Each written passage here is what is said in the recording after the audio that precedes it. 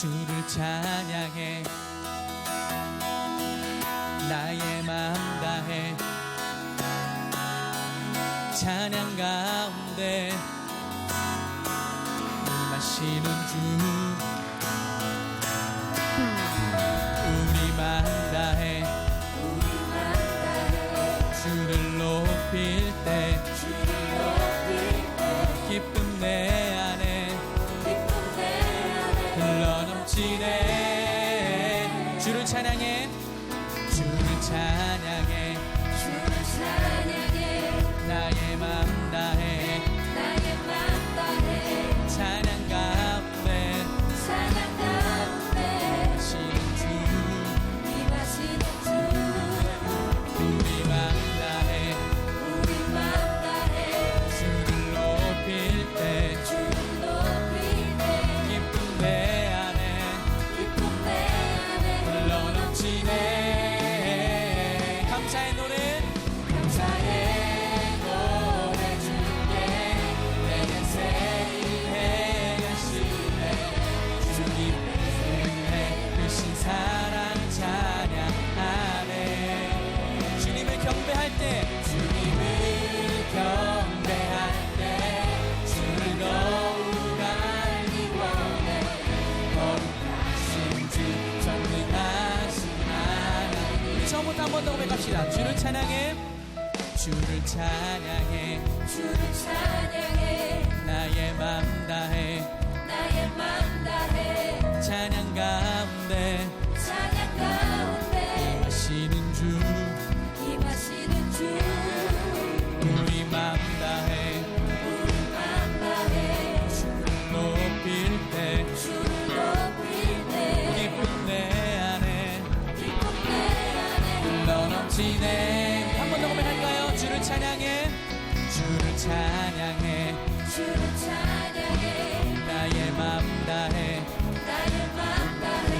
찬양 가운데 임하시는 주 아멘 우리 맘 다해 주를 높일 때 기쁨 내 안에 흘러넘치네 감사의 노래 주께 내게 새일 행하시네 주님의 은혜 크신 사랑 찬양하네 주님을 경배할 때 주를 더욱 알기 원해 거룩하신 주 우리 처음부터 한 번만 더 고백합시다 주를 찬양해 나의 맘 다해 찬양 가운데 아멘 이 시간 가운데 주님 임하실 것입니다 우리 맘 다해 주를 높일 때 기쁨 내 안에 흘러넘치네 아멘 감사의 노래 주께 내게 새일에 오늘 주님이 새일을 행하실 거예요 사랑 찬양 아멘 주님을 경배할 때 주를 더욱 이것이 우리의 마음입니다 주님 한 번 더 고백합시다 감사의 노래 줄게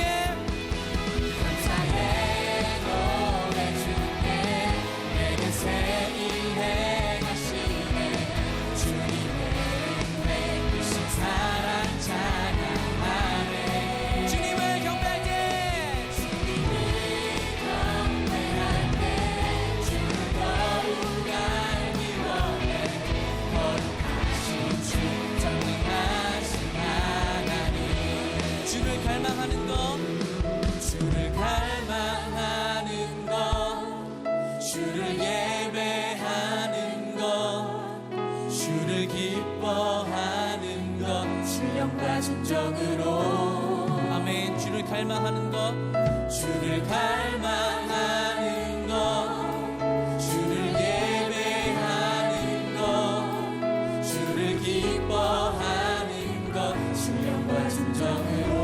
더 고백합시다. 주를 갈망하는 것, 주를 갈망하는 것, 네.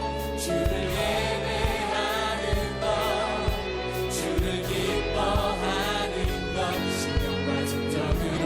다시 한번 주를 갈망하는 것, 주를 갈망하는 것, 주를 예배하는 것, 주를 기뻐하는 것,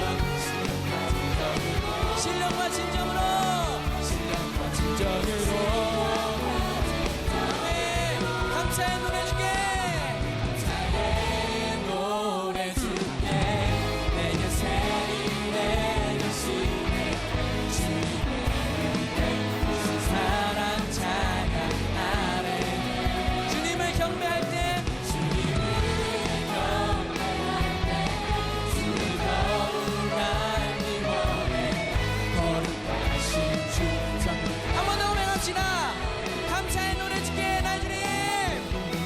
감사의 노래 주게, 내게 새 일해 가시네, 주님의 이신 사랑 찬양하네. 주님을 경배할 때, 주를 더욱 알기 원해. 거룩하신 주, 전능하신 하나님, 거룩하신 주, 전능하신 하나님, 거룩하신, 아멘.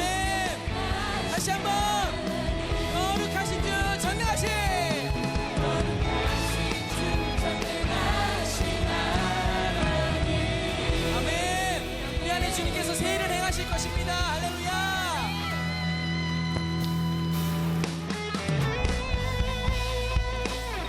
주님께 나아가는 이 길이 오늘 우리에게 감사함이 되고 기쁨이 되기를 원합니다. 한 번 더 단순한 고백 주님께 드릴 때에 전심으로 찬양합시다. 주님, 나의 뜻을 정합니다.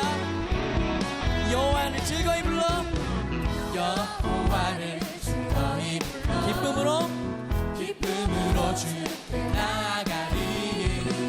여호와 하나님, 주의 백성 기르시는 양이라. 여호와를 즐거이 불러, 여호와를 즐거이 불러, 기쁨으로 주께 나아가리. 여호와 하나님, 주의 백성 기르시는 양이. 감사함으로 주를 높이며 그 문에 들어서 찬송함으로 그 이름을 축하할지. 다시 한번 여호와를 즐거이 불러, 여호와를 즐거이 불러, 기쁨으로 주께 나아가리. 여호와 하나님, 주의 백성 기르시는 양. 아멘. 여호와를 즐거이, 주님께 기쁨으로 나갑니다. 여호와 하나님, 주의 백성 기르시는 양이. 감사함으로 주를 높이며 그 문에 들어서 찬송함으로 그 이름을 다시 한번 감사함으로 주를 높이며 그 문에 들어서 찬송함으로 그 이름을. 다시 한번 고백합시다. 감사함으로 주를 높이며, 감사함으로 주를 높이며. 주님 그리 아니하실지라도 내가 감사함으로 주님을 높입니다. 찬송함으로 그 이름을 축할지어다. 주의 선함과 인자하심이, 주의 선함과 인자하심이 영원하고. 아멘. 주의 성실하심이 대대에 미치리. 다시 한번 주의 선함과 인자하심이 내 삶 가운데 영원합니다. 아멘. 주의 성실하심이 대대에 미치리로다. 감사함으로 주를 높이며 그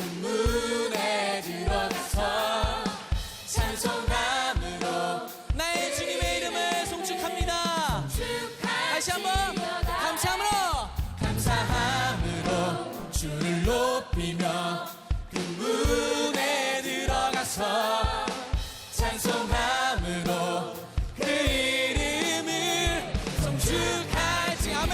감사합니다. 문에 들어가서 찬송함으로 그 이름을 송축할지. 감사함으로 합니다. 감사함으로 주를 높이며 우리가 고백할 때 그렇게 될 거예요. 그렇게 이루어지실 겁니다. 마지막 우리 한 번 더 고백합시다. 감사함으로 주를 높이며 감사함으로 주를 높이며 눈에 들어가서 찬송함으로 그 이름을 송축할지. 송축할지라. 송축할지. 송축할지어다. 아멘. 우리 가운데 감사함이 넘치길 원합니다. 주님 나와 함께 하실 일들이 감사입니다. 그것으로 충분합니다. 주님. 아멘. 주님과 함께하는 이 고요한 시간, 주님의 보좌 앞에 내 마음을 쏟네. 모든 것 아시는 주님께 감출 것 없네. 내 맘과 정성 다해 주 바라나이다. 주님과 함께하는 주님과 함께하는 이 고요한 시간, 주님의 보좌 앞에 내 마음을 쏟네. 모든 것 아시는 주님께 감출 것 없네. 내 맘과 정성 다해 주 바라나이다. 온 마음 다해 아멘. 사랑합니다. 온 마음 다해 주 알기 원하네. 내 모든 삶 당신 것이니 주만 섭니. 온 마음 다해. 나 염려하지 않아도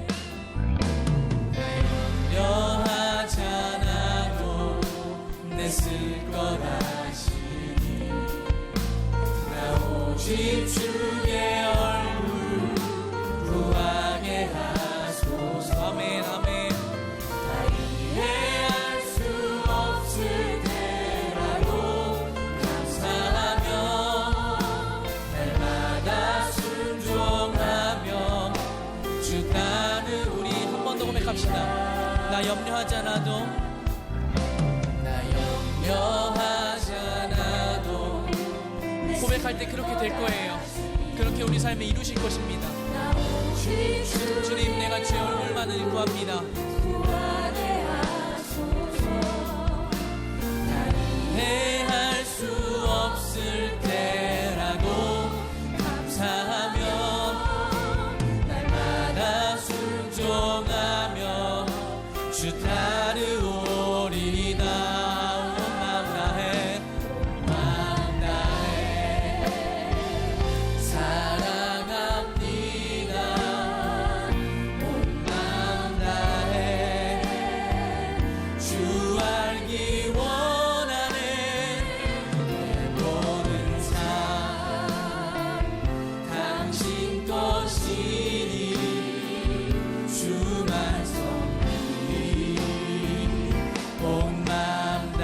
마음 다해 주님 사랑합니다.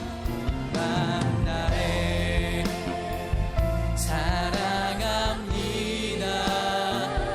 온 마음 다해 주 알기 원하네. 내 모든 삶 당신 것이니 주만 섭니. 높여 고백합시다. 온 맘 다해 사랑합니다. 온 맘 다해 사랑합니다. 온 맘 다해 온 맘 다해. 아멘. 내 모든 삶 당신 것이니 주만 섬. 우리 믿음으로 한 번 더 고백합시다. 온 맘 다해 주님만을 사랑합니다. 온 맘 다해 사랑합니다. 온 맘 다해 온 맘 다해 주 알기 원하네. 내 모든 삶 주만 섬기니 온 맘 다. 내 모든 삶 당신 것이니 모든 삶 당신 것이니 주만 섬기니 온 맘 다해. 내 모든 삶 내 모든 삶 당신 것이니 주만 섬기니. 우리 마지막으로 한 번 더 고백합시다. 내 모든 삶 당신 것이니 내 모든 삶 당신 것이니 주만 섬기니 온 맘 다해.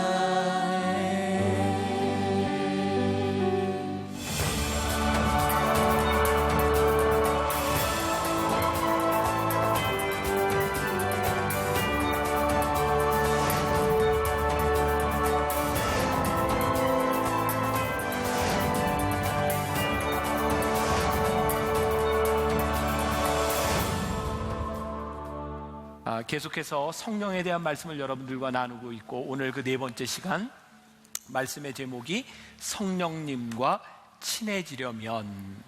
여러분들에게 이런 마음의 소원이 있으신가요? 여러분 성령님과 좀 친하고 싶으십니까? 친하면 조금 불편해질 것 같아요. 자, 오늘 성령님과 친해지면 어떤 일이 일어나겠는가? 우리들이 성령님과 이렇게 친해진다고 하는 말을 다르게 표현하면 우리들이 동행한다 이렇게 표현할 수도 있을 것 같아요. 좀 더 진지하게 우리들이 동행이라고 하는 말을 생각해 보겠습니다. 우리는 누구나와 함께 동행을 시작할 수는 있습니다. 그런데 그 동행을 계속하는 것은 쉽지 않습니다. 우리가 누군가 계속된 동행을 하려고 하면 그 사람이 좋아하는 것은 무엇이고 그 사람이 싫어하는 것은 무엇인지를 우리들이 알아야 합니다. 우리는 그 사람이 좋아한다고 생각했지만 그 사람이 이것을 좋아하지 않는다면 참다운 동행이 일어나기 힘들지도 몰라요. 제가 이번에 지난해 지지난해 약속되어 있던 그런 집회를 인도하면서 제가 이제 여러 교회를 지났기 때문에 방송을 봐도 누군지는 모를 것 같아서 얘기하는데 제가 정말 힘들었던 게 있어요. 뭐냐면 식사 대접을 받는 거였어요.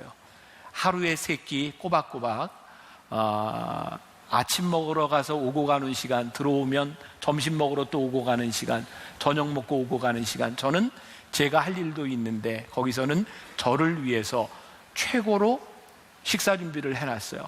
먹을 수도 없어요. 너무너무 힘들었어요. 힘들었겠죠. 네, 누군가를 위해서 한다는 일이 꼭 그 사람에게 유익이 되는 것은 아니다. 여러분, 우리는 이건 성령님이 원하시는 일이야, 성령님이 기뻐하시는 일이야 라고 생각하지만 진짜 성령님이 기뻐하실까를 생각해 볼 필요가 있어요. 그래서 오늘 본문 말씀에 이렇게 되어 있죠. 주를 기쁘시게 할 것이 무엇인가? 어떻게 해요? 시험하여 보라. 여기 시험이라고 하는 말은 어떻게 유혹에 빠뜨리는 그런 시험을 이야기하는 게 아닙니다. 그래서 유진 피터슨의 성경에 보면 이 시험을 이렇게 표현하고 있어요. 생각하고 그것을 행하십시오. 여러분, 주님을 기쁘시게 하는 일이 무엇인지를 생각하고 그것을 행하십시오. 제가 여러분들에게 종종 하는 말 가운데 생각하라. 우리 신앙에 생각이 참 중요하다. 그리고 또 종종 이런 문장은 우리들이 꼭 기억해야 되면 좋겠다 하는 문장들이 있는데 오늘도 그 중에 하나가 나옵니다. 기대하고 들으세요. 꼭 기억하세요. 말씀을 준비하면서 저희가 생각한 것인데 믿음이 없이 우리들이 생각하잖아요. 그것은 불신입니다. 그런데 생각 없는 믿음을 가지면 그것은 맹신입니다. 이해가 되셨어요? 믿음 없는 생각은 불신이고요. 생각이 없는 믿음은 맹신입니다. 불신과 맹신은 성령님과 동행할 수 없는 거예요. 여러분, 우리가 성령님과 동행한다라고 하는 아주 중요한 의미는요, 편안하냐 불편하냐에 있지 않습니다. 제가 미리 말씀드린다면 여러분들이 성령님과 동행한다면 불편한 일이 많이 생깁니다. 제가 이 성령님에 대한 말씀을 준비하면서 돌아가신 오카는 목사님이 쓰신 성령에 대한 설교를 보게 되어 있는데 거기에 이런 이야기가 나와요. 유명한 우리 이어령 교수가 쓴 책 중에 아들이여 이 사나를 이라고 하는 책이 있는데 거기에 나오는 이야기입니다. 어느 시골에 수염을 길게 기르고 다니는 할아버지 한 분이 계셨습니다. 우리 옛날에 수염 기른 분들 많이 보았잖아요. 그런데 이 동네 사는 한 꼬마가 할아버지를 볼 때마다 궁금한 게 있는 거예요. 어느 날 할아버지를 만나서 궁금한 걸 묻습니다. 할아버지는 밤에 주무실 때 수염을 이불 속에 넣고 주무세요? 아니면 이불 밖에 내놓고 주무세요? 그 질문을 들은 할아버지는 생각해 보니까 모르겠는 거예요. 한 번도 의식을 해보지 않은 거죠. 그래서 할아버지가 얘야 미안하구나. 할아버지가 오늘 밤에 가서 한번 자보고 너에게 이야기해 줄게. 밤이 되어서 잠자리에 누웠습니다. 이 할아버지가 수염을 이불 속에 넣으니까 답답해서 잠을 잘 수가 없는 거예요. 그래서 또 수염을 빼놨어요. 그랬더니 이게 뭔가 좀 이상한 거예요. 30년 동안 달고 다닌 수염인데 한 번도 생각해 보지 않았던 일이죠. 생각해 보니까 불편해졌어요. 자, 여러분들에게 묻습니다. 공감이 좀 가세요? 생각하지 않으면 우리들에게 불편함도 없을 일인데 생각해 보면 우리를 불편하게 하는 일이 있다는 거예요. 우리를 당황스럽게 하는 일들이 있다는 거예요. 여러분들이 너무나 당연하게 생각했던 이건 성령님이 원하시는 일이야 라고 생각했는데 그렇지 않을 수도 있다는 거예요. 제가 친하게 지내는 목사님 부부가 있어요. 제가 뭔가를 좀 이렇게 좀 해주고 싶은 마음이 들었어요. 그때 제가 알고 있는 영화 배우를 통해서 시사회 초대권이 왔어요. 영화를 보고 나면 함께 이제 식사도 하고 이제 이야기도 나눌 수 있는 그런 기회라 그 부부를 초청해서 극장에를 가게 되었습니다. 그분들에게 참 좋은 기회라고 생각을 했고, 근데 그 영화가 무슨 영화인지를 저는 몰랐어요. 그냥 제목만 보고 갔는데 그 영화가 공포 영화였어요. 그런데 제가 나중에 알게 된 건 그 사모님이 공포 영화를 못 보는 분이었다는 거예요. 그런 일이 저에게 또 한 번 있었어요. 제가 또 친하게 지내는 목사님 중에 한 분이 있었는데 저는 개인적으로 바둑을 참 좋아합니다. 바둑을 두지는 않지만 프로들이 두는 바둑을 저는 이제 방에서 이게 러닝머신에서 운전이란다 뛰면서 1시간 정도 보는 걸 굉장히 좋아하거든요. 그런데 바둑 영화가 나온 거예요. 신의 한 수. 저는 그게 바둑 영화인지 알고요. 그분을 초청해서 극장에 갔는데 그게 조폭 영화였어요. 처음부터 끝까지 너무나 잔인한 영화였고요. 그 영화를 보고 난 후에 이 사모님은 3일 동안 소화가 안 돼서 굉장히 힘들어했습니다. 이분은 피를 잘 못 보는 그런 분이었어요. 제가 깨닫게 된 게 있죠. 내가 좋아할 것이라고 생각하고 대접했지만 저분에게 그렇지 않을 수도 있구나. 그러면서 그분을 알아가는 겁니다. 여러분, 우리가 성령님이 좋아하시는 일이 무엇인가를 시험하라 라고 하는 이 말 가운데는요, 아주 중요한 의미가 있는데 우리들이 아무리 생각하고 우리들이 행하는 일이라고 해도 성령님에게 딱 맞는 것이 아닐 수는 있다. 우리의 신앙에는 과정이 필요하다는 거예요. 신앙은 과정이 필요한 일이구나. 하나님을 알아가고 성령님이 기뻐하시는 일을 우리들이 해나가는 것은 완성되는 것이 아니라 배워나가는 것이구나. 그리고 신앙이라고 하는 것은 우리가 원하는 것을 하나님이 맞춰주시는 것이 아니라 하나님이 원하는 것을 우리들이 맞추어 나가는 것이 신앙이구나. 이것이 오늘 에베소서 기자가 이야기하는 말이에요.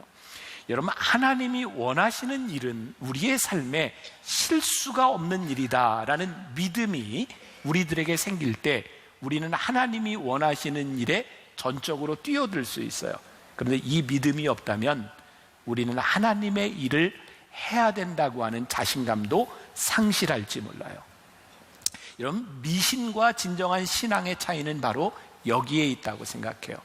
우리나라의 정치인들 그 선거철이 되면 점집들이 굉장히 붐빈다고 이야기를 하죠. 사람들이 가서 무엇을 묻습니까? 내가 어떻게 해야 당선이 되겠습니까? 당선이 되는 방법을 물어요. 그런데요, 성령님을 의식하는 사람은 당선의 방법을 묻지 않습니다. 제가 이 선거에 투표해 나가는 것이 하나님의 뜻입니까? 어떻게 선거를 치르는 것이 하나님이 기뻐하시는 일입니까?를 물어요. 우리들이 종종 보는 그 옛날 사극 같은 데 보면 미신이 되게 뭐죠? 자기의 꿈을 이루기 위해서 남에게 해코지를 하는 일을 서슴지 않고 합니다. 미신은 목표를 이루기 위해서 자기가 하고 싶은 일을 서슴지 않지만, 신앙은 성령님과 동행한다고 하는 것은 하나님이 원하시는 일을 위하여 내 뜻을 하나님의 뜻에 맞춰 나가는 것. 그런데 에베소 교회에는요, 불행하게도 그 기준을 알 수 있는 것들이 없었어요. 우리는 지금 성경을 가지고 있잖아요. 그 당시에는 성경이 없었단 말이에요. 사도 바울이 편지를 쓰면서 그래서 너희들이 하나님이 기뻐하시는 일이 무엇인지를 너희들이 실험하여 보아라. 생각하고 너희들이 행동하여 보아라. 만일 우리들이 하나님 앞에 기뻐하시는 일을 생각하지 않고 우리들이 살아간다면 우리는 하나님과 우리들 사이에 인격적인 관계가 없다는 것을 이야기할지 몰라요. 제가 성령에 대해서 이야기하는 두 번째 시간에 한 이야기인데 이미 여러분들이 다 잊어버리셨을 것 같아요. 대개 그러니까. 근데 혹시 기억나세요? 예수님의 어머니와 아버지가 예수님과 함께 예루살렘에 갔다가 돌아오는 중에 한나절쯤 이렇게 걸었는데 예수님이 안 계신 거였어요. 그래서 예수님의 어머니, 아버지 요셉과 마리아가 어떻게 하죠? 예수님이 계셨던 잃어버린 곳으로 돌아갑니다. 같은 예수님이 계세요. 예수님과 함께 동행하여 오죠. 자, 중요한 말씀을 드립니다. 우리가 성령님과 동행하기 위해서는요, 성령님께서 우리를 위해 길을 바꾸시지 않아요. 우리가 성령님과 친해지고 성령님과 동행하려면 성령님이 가시는 길을 바라보며 우리들이 길을 바꾸어야 하는 거예요. 성령님이 계신 곳에 우리들이 계실 때, 성령님의 임재 범위 안에 우리들이 있을 때 우리는 성령님과 동행할 수 있는 거예요. 그래서 오늘 말씀을 듣는 여러분들에게 제가 신앙으로 도전하는 거예요. 여러분들은 스스로 내가 성령님의 임재 안에, 내가 성령님의 임재 범위 안에 있다고 여러분들이 말할 수 있는가? 그럼 우리들에게 더 중요한 질문이 있어요. 내가 성령님의 임재 안에 있다고 하는 것, 우리는 왜 성령님의 임재 안에서 성령님과 동행해야 할까요? 이것이 우리들에게 분명하지 않으면 우리들의 행동도 나올 수 없겠죠. 제가 계속해서 지금 시리즈로 전하는 말씀은 캔달이라고 하는 웨스트민스터 교회의 담임 목회를 25년 동안 했던 분의 책을 참고로 하고 있습니다. 그 책에 3가지가 나오고 있어요. 첫 번째, 우리가 성령님과 친해지려고 할 때 우리가 주님의 성품을 닮아간다는 거예요. 성령님과 동행하려고 친해지려고 할 때 주님의 성품을 닮아간다. 예수님께서 이 땅 위에 오셔서 많은 일을 행하셨는데 사람들이 이렇게 물었죠. 당신이 왜 이런 일을 합니까? 예수님이 뭐라고 대답하세요? 아버지께서 일하시니 나도 일합니다. 내가 일하는 것은 아버지의 일입니다. 또 예수님께서 이렇게 말씀하셨어요. 내가 너희를 떠나가면 보혜사 성령을 너희에게 보내리니 성령님이 모든 것을 생각나게 하시리라. 그러니까 우리들이 성령님과 동행한다면 우리는 자연스럽게 하나님이 원하시는 일과 예수님이 원하시는 일을 우리들이 따라가게 돼요. 문제는 우리들이 예수님을 닮아가기 위해서 우리들이 순종하느냐에 대한 부분이죠. 우리들이 올바른 길을 걸어가고 우리들의 삶에 문제가 없을 때는 순종이라는 것이 그렇게 별로 필요하지 않아요. 왜? 그냥 자연스럽게 갈 수 있어요. 근데 우리들의 삶에는요, 늘 문제들이 생겨요. 그리고 우리들이 참 이해할 수 없는, 이게 정말 하나님의 뜻일까? 라고 우리들이 생각할 수 없는 고민의 때가 옵니다. 그때 우리들에게 순종, 성령님의 임재를 바라보는 것이 아주 중요해요.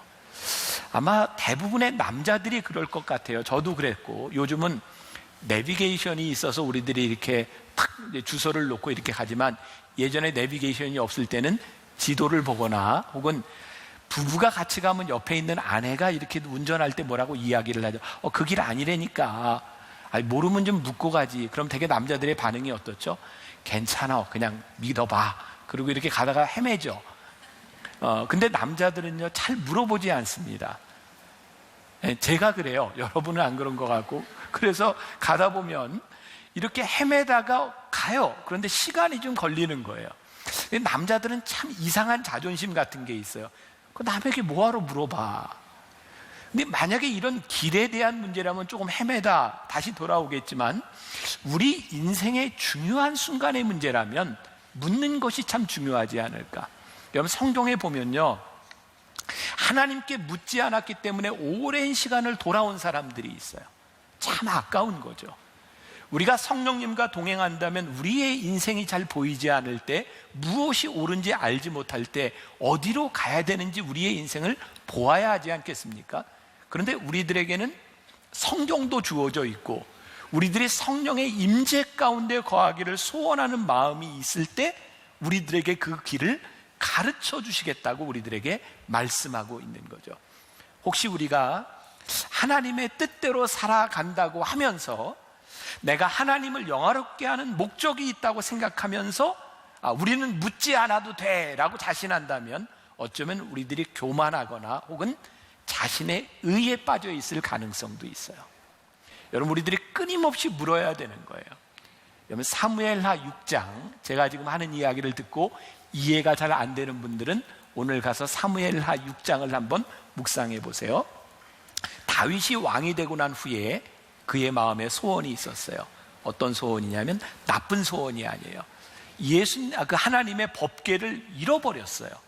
이방 땅의 블레셋 땅에 빼앗겨 버렸어요. 그래서 다윗은 이 법궤를 찾아와야 되겠다, 예루살렘으로 가져와야 되겠다 생각을 하고 많이 노력을 하는데 그게 잘 되지 않아요. 사무엘하 6장에 보면 그 법궤를 소에 싣고 이렇게 오면서 나곤이라고 하는 사람의 타작마당에 이르렀을 때 소가 이렇게 날뛰는 바람에 법궤가 떨어질지 몰라. 그 우사라고 하는 사람이 법궤에 손을 댔는데 죽습니다. 이 성경에는요, 아무나 법궤에 손을 댈 수가 없었어요. 다윗에게 있어서 참 이해할 수 없는 부분이었을 것 같아요. 하나님, 제가 하나님의 영광을 위하여 하나님의 법궤를 예루살렘으로 가져오려고 하는데 왜 하나님 허락해 주시지 않는 거죠? 우리의 인생에 참 이해하기 힘든 것이 있어요. 저 하나님의 영광을 위해서 하는 일이거든요. 하나님, 제가 주의 뜻대로 살고 싶거든요. 그런데 하나님, 왜 이런 일이 일어나는 거죠? 그런데 이 일에 대하여 역대하 15장 13절에 보면 이렇게 기록이 되어 있어요. 우리가 규례대로 그에게 구하지 아니하였습니다. 다윗의 소원이 잘못된 것이 아니라, 하나님의 영광을 위하는 그의 마음이 잘못된 것이 아니라, 이 일을 하는 것은 레위인 제사장을 통해서 이 일을 해야 되는데 다윗이 그 규례를 잃어버렸다는 거예요. 만일 우리들이 하나님의 뜻대로 살아가려는데 우리들의 인생에 풀리지 않는 문제가 있다면 그만한 이유가 있음을 알라는 거예요. 그래서 성령님께서 우리들에게 원하시는 것, 우리가 성령님과 동행한다고 하는 것은요, 성령님이 원하시는 방법으로 우리들이 돌아오는 거예요. 그래서 시편 27편 4절 말씀에 보면 같이 한번 봉독해 볼까요? 내가 여호와께 바라는 한 가지 일, 그것을 구하리니 곧 내가 내 평생에 여호와의 집에 살면서 여호와의 아름다움을 바라보며 그의 성전에서 사모하는 그것이라. 이게 다윗의 고백이에요. 내가 여호와께 바라는 한 가지 일, 그것을 구하리니 내가 여호와의 집에 살면서 여호와를 바라보리라. 이 말 가운데는 어떤 의미가 있어요? 우리가 하나님을 믿으면서도 하나님을 바라보지 않을 수 있구나. 우리가 하나님을 믿는다고 하면서도 하나님이 원하시는 일을 우리들이 행하지 않고 살아갈 수도 있구나. 그래서 우리가 성령님과 친해지려고 노력할 때 우리들이 하나님이 하시는 일과 주님의 성품을 닮아갈 수 있는 거예요. 조금 더 나아가 보겠습니다. 두 번째로, 우리가 성령님과 친해지려고 할 때 우리들에게 틀림없이 찾아오는 것이 있는데, 그것은 죄에 대한 인식이에요. 자, 우리가 오해하지 말아야 될 것, 그런 말이 있죠. 죄가 더한 곳에 뭐가 더 많다고요? 은혜가 더 많다. 이게 무슨 의미인가요? 우리가 죄를 많이 지을수록 하나님의 은혜를 많이 경험한다, 그런 뜻인가요? 그래서 우리들이 신앙생활을 하면서 하나님의 은혜를 많이 받으려면 주중에 죄를 많이 짓고 와라, 이런 의미인가요? 아니죠. 이것은 행위에 대한 죄를 이야기하는 것이 아니라 죄의식에 대한 부분입니다. 우리가 하나님 앞에서 죄의식을 많이 느낄 때마다 많은 은혜를 경험하게 된다는 거예요. 참으로 신기한 것은요, 성령은 순결한 영이시기 때문에 성령께서는요, 죄를 짓는 곳에 오시는 것이 아니라 죄를 인식하는 곳에 성령님이 오세요. 여러분, 예수님의 제자 중에 베드로가 처음 예수님을 만났을 때 예수님을 보고 뭐라고 이야기하죠? 주여, 나는 죄인이로소이다. 나를 떠나소서. 나는 죄인이라고 이야기를 했는데 주님이 베드로를 떠나신 것이 아니라 베드로를 부르셨어요. 베드로가 지금 죄를 지은 것이 아니라 그가 죄를 의식했을 때 성령님께서 그를 붙잡아 주셨어요. 이사야 6장에 보면 이사야가 하나님께 부르심을 받는 장면이 나오는데, 이사야가 이렇게 이야기하죠. 화로다 나로 망하게 되었도다.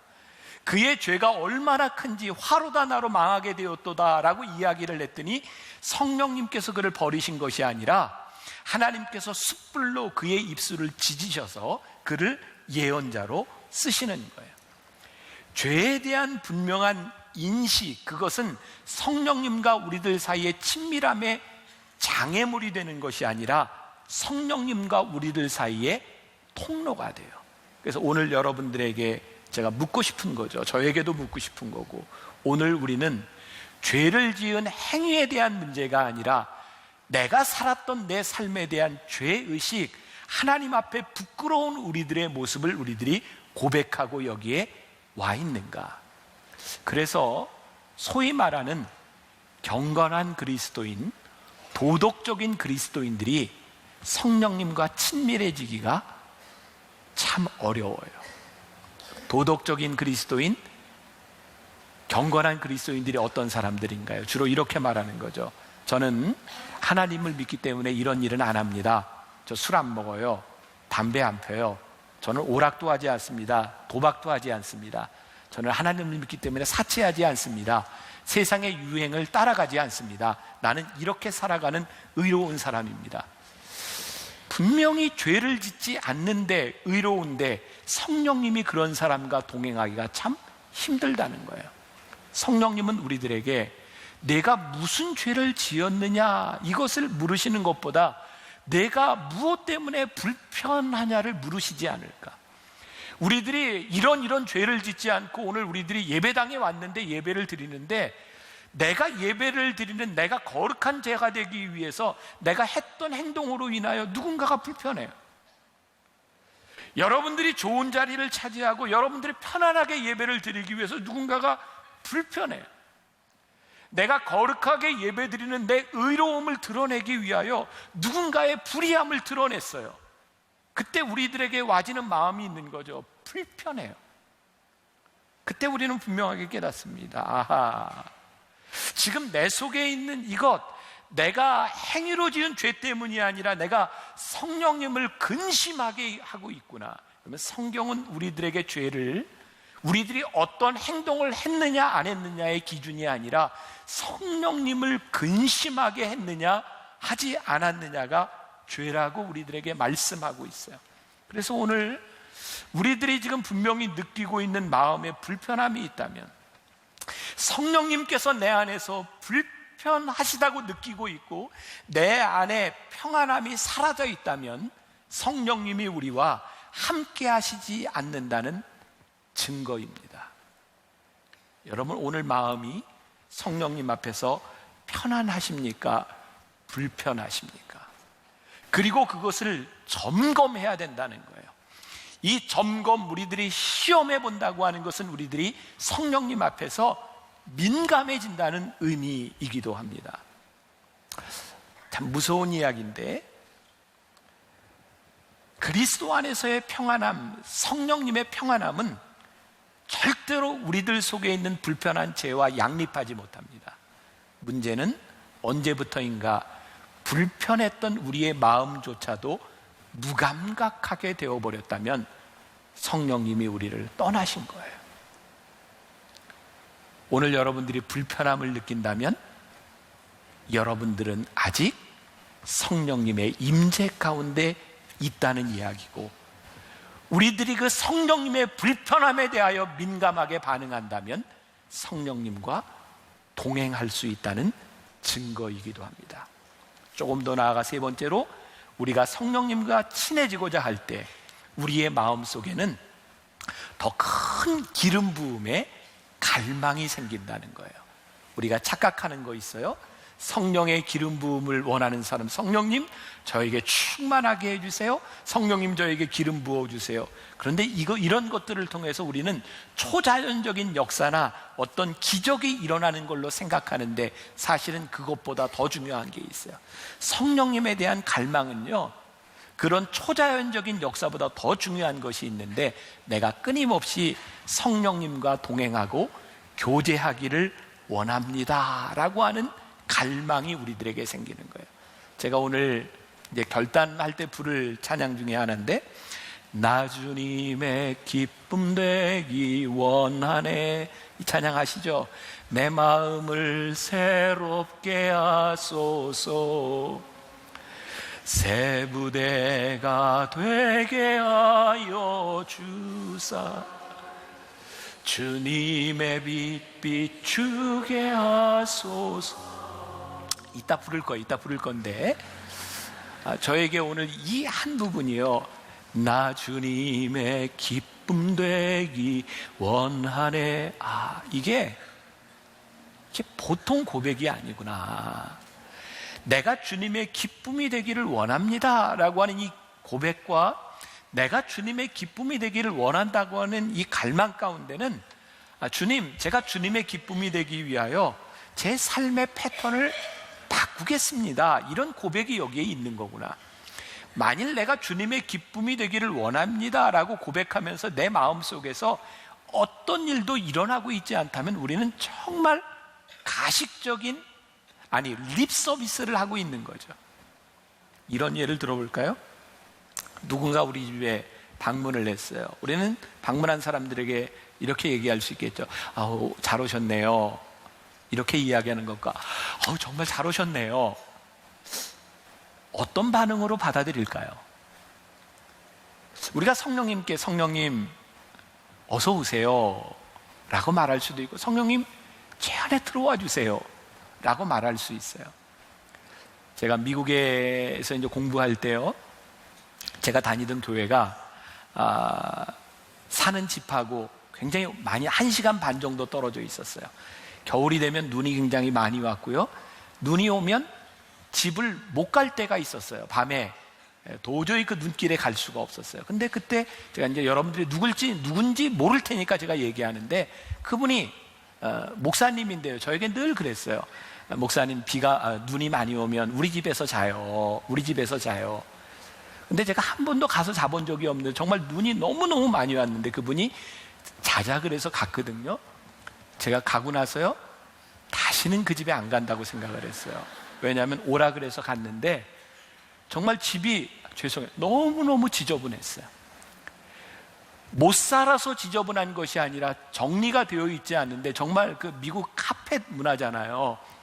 발을 디딜 수도 없고요, 머리를 둘 수 없을 정도로 정말 지저분했어요. 그때 제가 어떤 마음을 느꼈는지 아세요? 이분이 저에게 우리 집에 와서 자세요 라고 말하는 것은 립 서비스였구나. 제가 미국 생활을 하면서 어떤 교인을 통해서는요, 목사님 우리 집에서 꼭 자고 주무시고 가세요 라고 이야기를 했는데 정말 감동한 적이 있어요. 제가 갔을 때 이분이 정말 정성스럽게 이 방을 준비해 놨구나. 우리가 성령님께 이렇게 이야기하거든요. 성령님 제 안에 오세요. 성령님을 환영합니다. 그런데 우리들이 성령님께 그렇게 이야기를 하고 성령님이 우리 가운데 오셨을 때 우리 마음속에 거할 수 없다고 하면 우리는 진심으로 하나님과 성령님과 동행하려고 하는 의지가 있는 것은 아니에요. 단지 우리는 습관적으로 립 서비스를 하고 있는 거예요. 성령님이 우리 안에 들어오시기를 원한다면, 성령님 환영합니다라고 말한다면 우리들 안에서 우리들이 해결해야 될 문제들과 우리들이 바꿔야 될 우리들의 삶의 패턴이 있어요. 근데 우리들이 그 준비가 되어 있느냐는 거죠. 제가 올 연말에 이제 대강절이 되면 리 스트로베리라고 하는 사람이 쓴 은혜, 하나님의 은혜라고 하는 책 가운데 이야기를 가지고 4주 말씀을 준비하고 있습니다. 근데 그 책에 이런 구절이 있는데 제가 먼저 좀 소개해 드리려고 하는데, 자비와 은혜의 차이를 이야기하고 있습니다. 조금 읽어 드릴게요. 기독교의 하나님은 그냥 내가 한 일에 대해 너를 벌하지 않겠다라고 하시는 게 아닙니다. 그건 자비지요. 그분은 극적으로 한 걸음 더 나아가 우리에게 영광스러운 것을 주십니다. 완전한 용서와 영원한 삶을 순전히 선물로 주십니다. 이건 마치 나쁜 짓을 하다 걸린 아이를 부모가 그냥 봐주는 정도가 아니라 한없이 사랑하기에 아이스크림까지 주는 것과 같습니다. 우리가 하나님의 은혜를 경험하고 나면 의무적인 동행이 일어나는 것이 아니라 하나님의 은혜가 우리들 가운데 작동하기 시작하는데, 이 책 가운데서 이렇게 이야기합니다. 이것은 다른 종교와는 차원이 틀린 것입니다. 누가복음 15장에 돌아온 탕자의 비유가 있는데요, 그것과 비슷한 이야기가 불교에도 있고 이슬람교에도 있대요. 불교에도 아버지를 떠나간 탕자가 있는데요, 그 탕자가 돌아옵니다. 아버지를 반항하고 그 집에 옵니다. 나중에 잘못을 깨닫고 돌아옵니다. 그런데 불교의 이야기는 탕자의 비유, 누가복음 15장과 다릅니다. 돌아온 아들이 자기가 잘못했던 비행을 갚기 위해서, 그 책에 보면 25년 동안 똥 치우는 일을 합니다. 그 행위를 통하여 그는 아버지께 다시 열반에 이르게 된다고 하는 거죠. 행위로 갚아야 되는 의무감이 존재해요. 이슬람에도 동일한 이야기가 존재하는데요, 아버지를 떠나갔던 그 아들이 돌아오는데 그 아들을 그대로 받아주지 않는답니다. 이슬람에서는 가문의 영광이 제일 중요하기 때문에 가문의 수치를 일으킨 이 아들을 절대로 그냥 받아주지 않는답니다. 그 수치를 무언가로 대체하고 고행해야 된다는 거예요. 근데 하나님은 돌아온 탕자의 비유를 통하여 그 자식을 그냥 받아주신 거예요. 왠지 아세요? 죄를 짓고 아버지를 떠나갔던 이 자식을 아버지가 부끄러워하지 않아요. 너는 내 자식이잖아. 네가 그렇게 죄를 짓고 부족하고 연약한 것이 많지만 네가 내 자식이야. 그래서 내가 너를 그냥 받아주는 거야. 그게 은혜라고 말씀하시고, 그냥 받아준 그 아들과 함께 동행하자고 우리들에게 말씀하고 계신 거예요. 하나님의 은혜는요, 우리의 죄의 크고 작음에 의해서 좌우되지 않아요. 우리의 실수를, 그 실수 때문에 죄의식 가운데 아파하는 우리를 용납해 주신 거예요. 이번에 제가 미국에 있으면서 교인들과 함께 정말 재밌게 이야기한 게 있어요. 아니, 미국에서 어쩌면 그렇게 실수한 일들이 많은지 몰라요. 세상에 책으로 한 권 내도 되겠다. 근데 그렇게 실수했는데 잘 살고 있는 모습을 보니까 우리의 능력으로 사는 것 같지는 않아요. 하나님이 우리를 용납해 주셔서 우리와 동행하고자 하시는 그 마음, 그래서 우리들이 성령님께로 돌아가면 우리들이 그분과 동행할 수 있는 거예요. 그 은혜 하나님의 은혜 가운데 한 사람의 이야기, 크레이그 헤이즌이라고 하는 사람의 이야기가 나오는데, 그 사람은 어렸을 때부터 정말 성실하고 착하게 모범생으로 살았던 사람이래요. 학창시절, 대학시절 전도팀들이 와서 전도를 하는데 그렇게 전도를 하더래요. 나는 옛날에 방탕했고 이렇게 술 먹고 이렇게 살았는데 하나님께서 나를 이렇게 바꾸어 주셨습니다. 근데 이 크레이크 헤이즌이라고 하는 사람의 마음 가운데 내가 저 자리에 올라가서 간증을 한다면 나는 그런 짓 하나도 안 하고 나는 이렇게 삽니다 라고 간증을 할 수 있을 것 같더래요. 근데 나중에 하나님께서 깨닫게 하신 거예요. 그렇게 선하게 산 너에게도 나의 은혜가 필요하단다. 은혜가 필요한 하나님의 그 마음 가운데 그가 무너져 내렸고 하나님의 은혜가 얼마나 큰지를 그가 고백하기 시작했어요. 여러분, 기름 부음에 대한 열망, 우리들이 성령님과 동행하겠다고 하는 그 열망은요, 나의 선함을 나타내는 것도 아니에요. 나의 뜻을 이루어내는 것도 아니에요.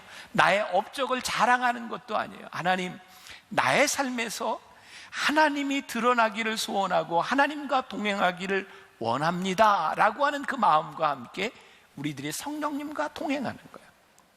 여러분, 우리가 하나님을 믿는 게 뭔가요? 우리가 믿음을 고백하는 것이 무엇인가요? 저는 요즘 부쩍 그런 생각을 많이 해요. 우리가 성령님과 동행하지 않으면 하나님의 나라와 이 신앙이 회복되지 않겠다. 우리들이 하나님과 함께 동행하기를 소원할 때 로마서 8장 28절에 하나님을 사랑하는 자 곧 그 뜻대로 부르심을 입은 자들에게는 모든 것이 합력하여 선을 이룬다고 하는 믿음이 없다면 우리들이 정말 성령님과 어떻게 동행할 수 있겠는가?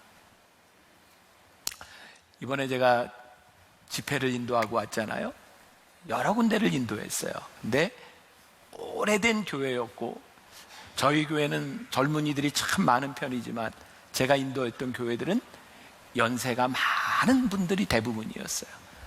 제가 마지막 집회를 인도하는 이제 플로리다의 연합 집회였는데 설교를 마치고 났는데 연세 많은 할머니들, 저도 이제 할아버지 돼가지만 아무튼 여러분들이 와서 이제 저하고 사진을 찍자는 거예요.